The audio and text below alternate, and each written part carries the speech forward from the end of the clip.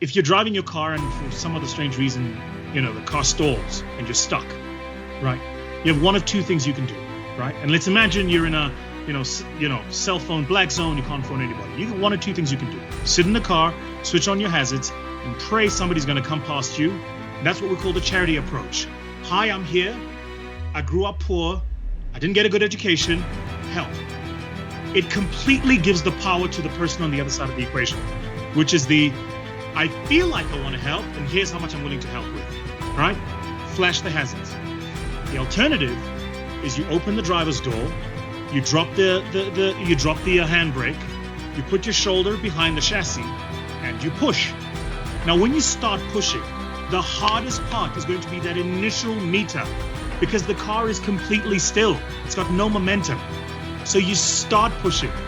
And what happens is 5 meters down the line, 10 meters down the line, assuming the road is flat, of course, all of a sudden you're not pushing as hard as you were, you're just maintaining momentum.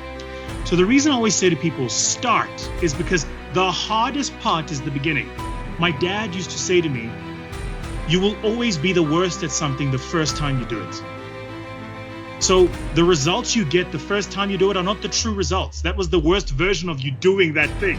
As first time you sing, first time doing public speaking, first time you try to do a comedy set, first time you do anything is the worst time because you don't have the skill set. But as you do it, what happens is you mature, you get better, and you learn, right? So that's what I mean by that is the reason it's important to start is because all of those stories, that self-narrative that you've been saying and toiling in your head, the excuses are valid, the world isn't fair, but guess what? At the beginning, it is going to be tough. But the only way out of it is to start. There is no other way out of it. You can't negotiate with it, right? It's let me just one last thing for you to think about. So I said this to an entrepreneur literally today who came to see me about this very thing.